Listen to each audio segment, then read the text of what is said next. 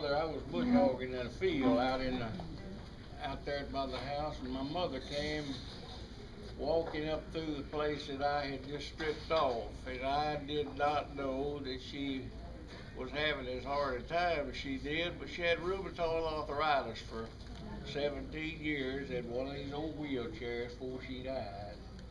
She brought a piece of paper with her, and she said, "Son, I wish you'd take this and look at it and see if you could make something out of it." Said it's been one of my favorite pieces of poetry that I've ever seen. Said, "I wish you'd take it and see what you could do with it."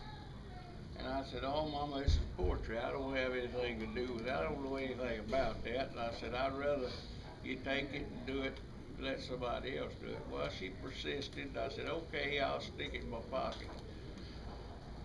And the kids, my kids was little when they started. From there on up, you know, most of you know them when they was little kids. And so I took it home and got playing with it one afternoon, and we put a song to it, and we done it. We wound up doing it in church, and we wound up doing it everywhere we went, and it caught on to be one of the best pieces of material that we'd ever done. And it was, we were in Tipton, Iowa one night doing all this after we'd got up pretty good in the country music field, and we were in Tipton, Iowa, and a lady come up to me after we'd done the show that night and said, "I wished I had time to tell you the story of that little piece of poetry that you got there." She said, and she was aged, pretty aged, about 80 years old. She said, "I went to church with the lady that done that. She drafted that in 15 minutes after she'd heard the service one morning." And she said it's the most beautiful thing that she got up and left home after she'd done it in church, went home and never thought anything about it. So I said, that is a story and a testimony within itself. And I was glad that I could put it out. And I did it in 1975 in Chattanooga, Tennessee. And so I try to do it for you right now. It's called Touch of the Master's Hand. We're going to incorporate Kenny. Kenny, play that. What are we doing? Background music. Yeah, you just play it to background music, and I'll show you where it is. Can you tell us, do y'all play a particular background line? Yeah, how great thou art. It's in, what are you doing, in A? It don't matter where. Just put it in A, it'd be better for me tonight. No, y'all just on A. Okay. Go ahead.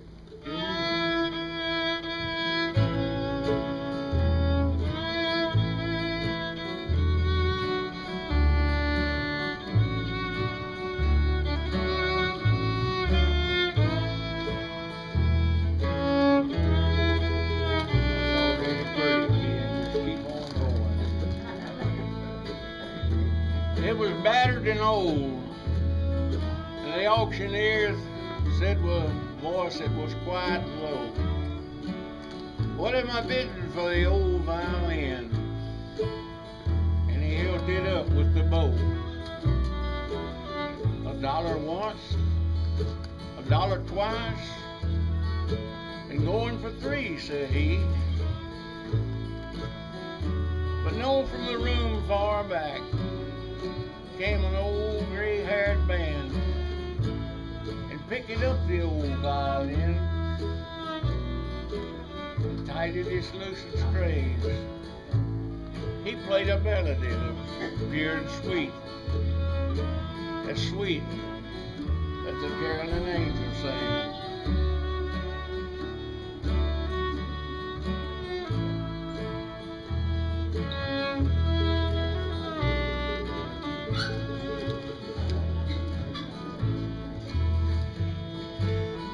Ceased. Then the auctioneer said with a voice that was quiet and low,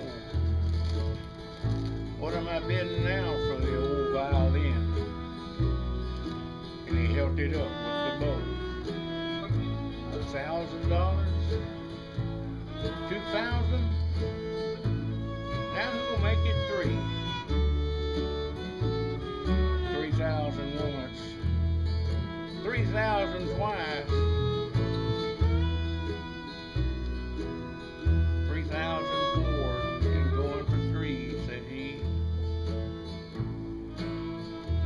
people cheered, but some of them cried. But we don't quite understand what change is worth. Swift came to the reply, the touch of a master's hand.